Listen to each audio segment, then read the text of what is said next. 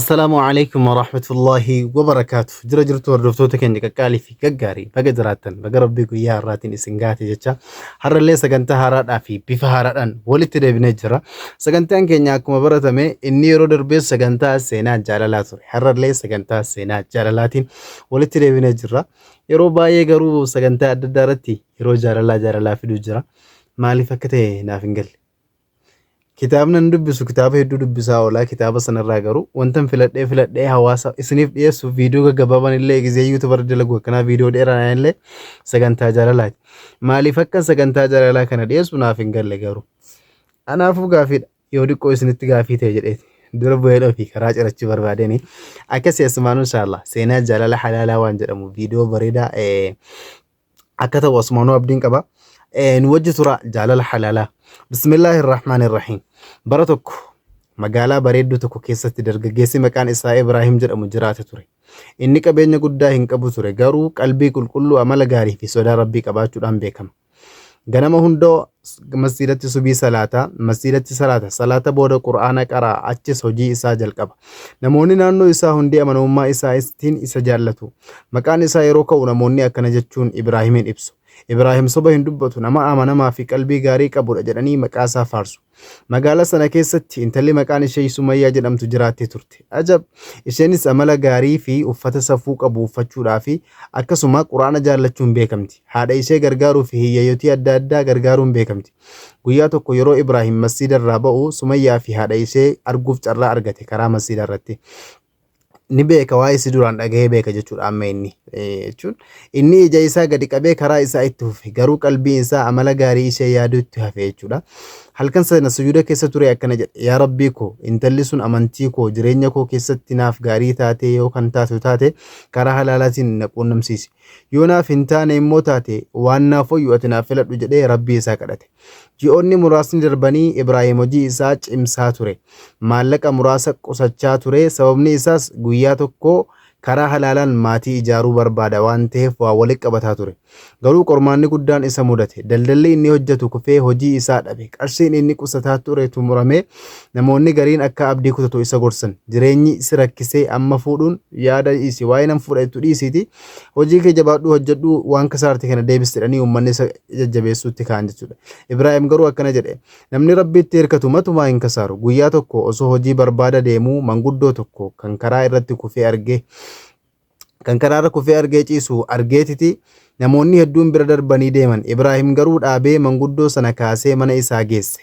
manguddoon sun baay'ee gammadee ilma koo rabbi si haa eebbisu waan ati har'a naaf goote rabbiin siif hin dagatu yoo rabbi jedhe rabbi biraa mindaa argata jedhee manguddoon kun isa faarsanii rabbi du'aa isaaf kadhataniin Ibraahim galata hin eegina rakkoon qabu ani mindaa rabbi qofa biraan barbaada waan tokko rakkoon qabu jedheeniin garuu hin beeku ture manguddoon sun nama beekamaa fi kabajamaa ture dargaggeessa akkana gargaaruun dirqama koodha jedhee murteesse Ibraahim garuu waan fuulduratti isa eegu hin beeku ture guyyoonni muraasni erga darbanii booda Ibraahim mana isaa keessatti taa'ee hojii dhabuu isaatiin yaaddoo keessa ture haa ta'u malee salaata isaa hin dhiisne quraana qara'uu fi rabbiin kadhachuu itti fufe malee kan hin dhiifne ture guyyaa tokko gama barrii balbala manaa isaarraa rukuttaa dhagahe balbala banee yeroo ilaalu namni uffata qulqulluu uffate tokko dhaabbatee ture namichi sun akkana jedhe ati Ibraahim jechuun si jedheen eeyyee jedhee deebise Ibraahim abbaan koo si waamaa jedhee namichi sun isa waama Ibraahim dinqisiifatee namicha sana hordofe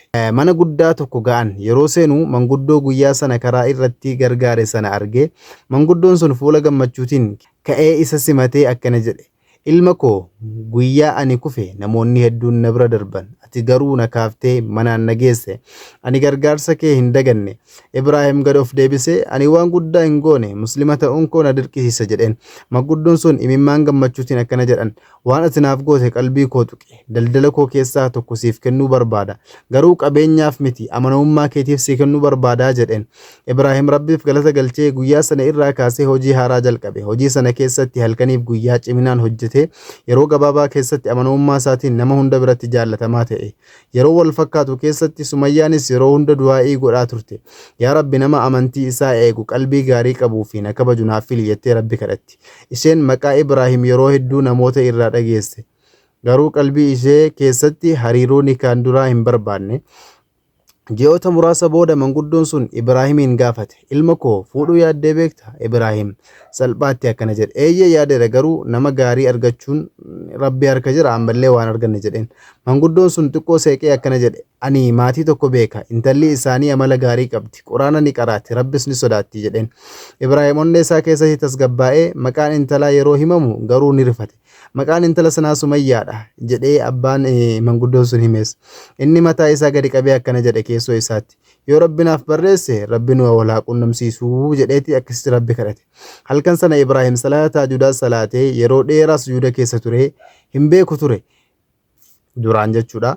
Yeroo sanuma sana Sumayyaanis mana ishee keessatti harka wal qabattee du'aa'ii wal fakkaataa gochaa turte. Rabbiin immoo du'aa'ii isaanii akkaataa bareedaadhaan deebisuuf karaa qopheessaa ture. Ji'oonni muraasni darbanii booda manguddoon sun maatii Sumayyaa quunnamee waa'ee Ibraahim isaanitti hime. Abbaan Sumayyaa nama amantii isaa cimsee eeggatu ture. Abbaan Sumayyaas maal jedhee, intala koo nama qabeenya qabuuf osoo hin taane nama rabbi sodaatuuf kennuu barbaada jedheen. Haati Sumayyaas akkas jettee walii galte. Qabeenyi ni dhufa ni darba, garuu amala gaariin jireenya guutuu nama waliin jiraataa jedhanii akkasitti haasa'an. Maatiin sun murtii ariifachiisaa hin kennine. Dura Ibraahimiin qorachuu murteessan. Qorannee kaaneeti ittisnii waliif galla malee amma laaftumatti itti waliin gallu jedhan. Namoota ollaa isaa bakka hojii isaa fi imaama masjida isaa gaafatan. Hundumtuu deebii wal fakkaataa kenne. Ibraahim amanamaadha, salaata isaa hin dhiisu, nama hiyyeessa gargaaruu fi soba hin dubbannedha jedhanii deebisaniif. Abbaan Sumayyaa gammadee garuu yaada tokko qaba ture. Amanamummaan isaa yeroo rakkinni dhufullee ni jiraata moo geeruma gammachuu qofa amanamummaa qabaataa jedhee jara gaafate. Kanaaf qormaata xiqqoo qopheessuun qaba. Ibraahimiin kana fatanee ka'ee yoo ilmoo koo kennuufi ta'ellee dura fatanuun qaba jedheeti qormaata xiqqoo tokko qopheesse. Guyyaa tokko namni isaanii tokko Ibraahimiin bira dhaqee borsaa maallaqa isaaf kennee bira deeme. Akkana jedheen, kun yeroo muraasaaf si biraa ta'u, ani deebi'ee nan dhufa, deebi'een sirka fudhadhaa jedheeniin. Borsaan sun maallaqa baay'ee of keessaa qaba ture. Guyyoonni 3 darban namichi hin dhufne. Namoonni gariin Ibraahimiin akkana jedhan, namni gizee sana yeroo inni itti kennu bira jiran akka jedhaniin, namichi hin deebi'u ta'a, maallaqa kana fayyadami, waan tokko utuu maallaqa kana of hirkaa qabdu rakkatiin jedhaniin. Garuu Ibraahim mataa isaa raasee akkana jedhe, qabeenyi namni nama bira kaa'e amaanaadha, rabbiin amaanaa cabsuu hin jaallatu jedhee dide. Guyyaa afuraffaatti namichi deebi'ee borsaa isa gaafate. Ibraahim akkuma turettis isaaf deebise. Namichi sun fuula ifaan akkana jedhe, kun qormaata ture, ati amanamummaa kee mirkaneessiteetta, baga gammadde jedheen. Oduun kun battalumatti gara maatii Sumayyaa ga'e. Abbaan Sumayyaas imimmaan gammachuutiin akkana jedhe, ilma akkanaa argachuun kennaa rabbiidha. Yeroo muraasa booda maatiin Ibraahim gara mana isaaniitti affeeraman.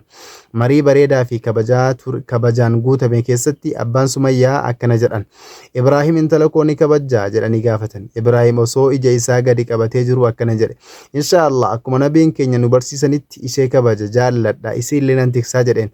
Abbaan Sumayyaa gammadee akkana jedhe, yoo akkas ta'e ani intala koo siif eeyyameera jedheen. Ibraahim yeroo sana mataa isaa gadi qabatee rabbiif sujuuda galata galche. Garuu yeroo gammachuu isaanii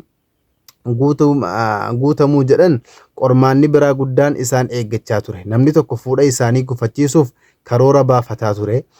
Oduun nikaahii Ibraahimii fi Sumayyaa naannoo sana keessatti babal'achuu jalqabe. Namoonni hedduun gammadan, garuu namni hundi gammadaa hin turre. Dargaggeessi tokko maqaan isaa Khaalid jedhama ture. Khaalid maqaa kan koomo jedhama ture. Sumayyaa fuuchuuf barbaadatu. Yeroo hedduu maatii ishee gaafate, garuu amala isaa gaarii waan hin taaneef abbaan Sumayyaa ni dide. Khaalid aaruun akkana jedhe, yoo ani hin fuune Ibraahimis hin fuudhu jedhee murteesse. Aarii fi inaaffaadhaan qalbii isaa guutee guyyaa tokko namoota tokko biratti waa'ee Ibraahim soba odeessuu jalqabe. Ibraahim amanamaa miti, maallaqa namaa nyaateera, nama gaarii fakkaata malee dhugaan isaa addadha jedhee namoota adda addaatti hima ture. Namoonni gariin soba isaa amanan, gariin ammoo ragaa qabdaa jedhanii isa gaafatan. Oduun sobaa sun dhuma irratti gara abbaa Sumayyaa fa'i bira ga'e. Abbaan ishee garuu murtii ariifachiisaa hin kennine. Muslimni tokko odeeffannoo tokko dhagahee qoratee itti malee murteessuun sirrii miti jedhee, kanaaf Ibraahimiin waamee haala jiru isa gaafate. Ibraahim tasgabbaa'ee akkana jedhe, ani soba sana hin hojjenne, garuu yoo namni ragaa qaba jedhee haa dhiyeessu, dhugaan ifatti baha jedheen. Dubbiin isaa tasgabbii fi amanamummaa irraa kan madde ture. Abbaan Sumayyaa immoo namoota hojii Ibraahim waliin hojjetan waamee gaafate. Hundumtuu akkana jedhan, waggaa hedduudhaaf isa beekna, qarshii namaa hin nyaatu, amaanaa hin cabsu, dhugaa qofatu afaan isaa keessaa ba'a jedhaniin. Dhugaan yeroo gabaabaa keessatti ifa ba'ee namoonni Khaaliditti dhiyaatanillee akkana jedhaniin. Muslima qulqulluu irra sobaa tamsaasuun cubbuu guddaadha. Maaliif akkana goote jedhaniin. Khaalid qaanfatee mataa isaa gadi qabatee gara Ibraahim dhaqee akkana jedhe. Obboleessa koo hinaaffaan na mo'atee naaf dhiisi, dhiifama naaf godhi jedheen. Ibraahim yeroo muraasa callisee booda fuula ifaan akkana jedheen. Nabiin keenya salawaatu rabbii wasalaamu alayhi dhiifama barsiisan ansiif dhiiseera. Rabbiin illee siif araaramuu jedhee akkasitti Khaalidiin akkas jedheen. Khaalid galaasee toobaa gama Rabbii deebi'e. Abbaan Sumayyaa yeroo kana argee baay'ee gammade. Namni diina isaafillee araarama godhu yookaan dhiifama godhu nama koo eeguuf baay'ee tokko caalaadha jedheen. Guyyaa nikaahii isaanii murtaa'e garuu halkan nikaahii dura oduu nama hunda rifachiise tokkotu dhagahame. Ibraahim hojii isaa irratti balaa guddaa tokkotu isa mudate yookaan isatti seene.